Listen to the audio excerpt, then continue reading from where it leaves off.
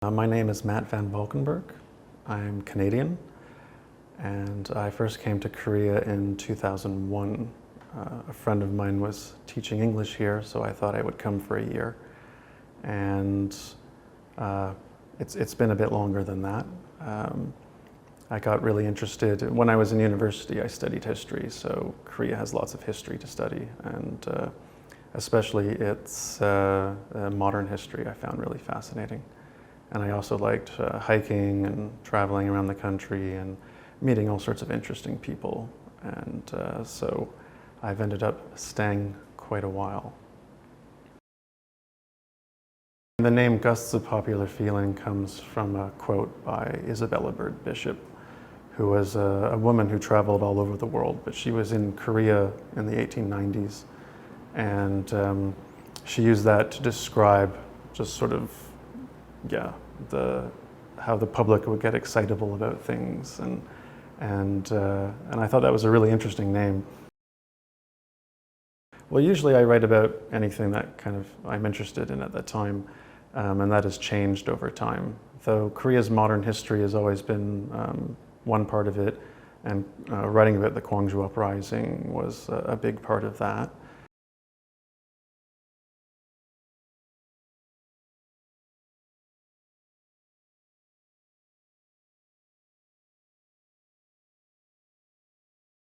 The Gwangju Uprising, I mean, I was surprised because I'd never really heard of it. I was old enough to remember the democracy protests in Korea and the Olympics. I guess Gwangju would have been before my time. But just the fact that, you know, ordinary people managed to fight off, elite troops and run the city on their own.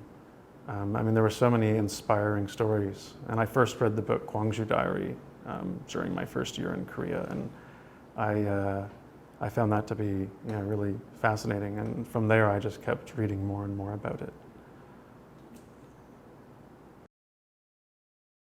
Every year on blogs or now on social media, when the anniversary of the Gwangju Uprising comes around, people start arguing over it and blaming different people. And during one of these arguments in 2005 or 6, one of the people who was in this discussion, who was a former Peace Corps volunteer, said, "Well, let me bring my friend David Dolinger on and we can ask him."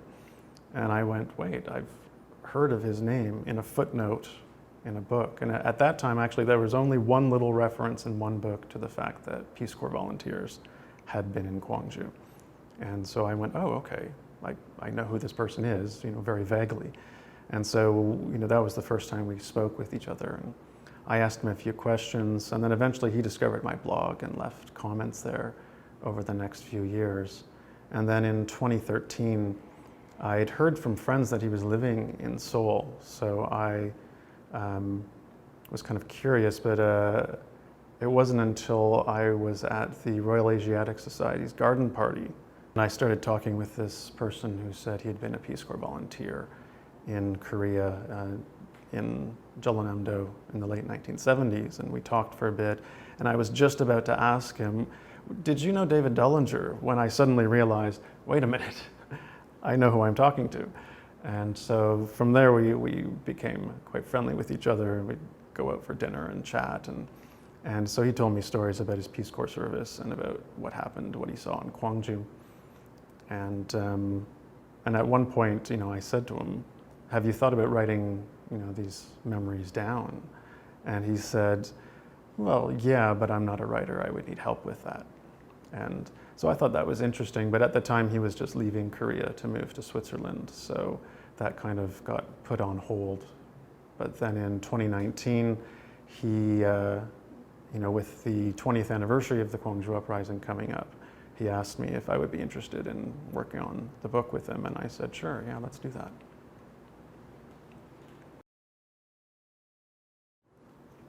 Well, for one thing, I mean, so many Americans really don't know much about Gwangju. It's a kind of hidden history. I mean, even I was talking with a journalist who was in Gwangju named Robin Moyer just last week, and he said, it still surprises me that people really don't know much, and people outside of Korea don't know much about what happened in Gwangju during those 10 days in 1980. But it's a very inspiring story, but it's also a story in which Americans are involved, and in ways both good and bad. Certainly the U.S. government has been criticized for not doing enough to try to stop what was happening, or for supporting Chun Doo-won, before and after it happened.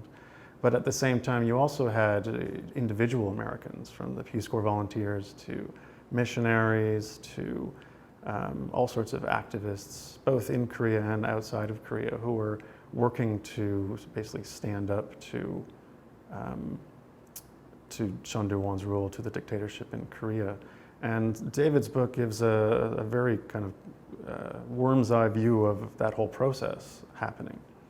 And there was, as I was working on the book with him, there's a lot of stuff I didn't realize. I didn't realize there were all these connections with these different dissident groups and missionary groups, and so you hear all of these stories about these different people working together.